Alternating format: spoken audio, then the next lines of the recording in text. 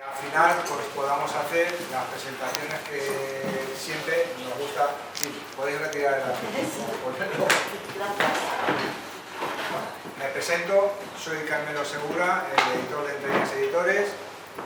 A mi derecha, como no puede ser de otra forma, según me ha confesado Antonio, Sánchez Moreno, pues muchos de vosotros le conocéis más que de sobra. A mí me ha sorprendido con esta novela trepidante, fresca, que al mismo tiempo no es que sea fresca por lo de la novela, sino el lenguaje, porque realmente os va a sorprender una nueva literatura, de verdad, vais a disfrutar muchísimo.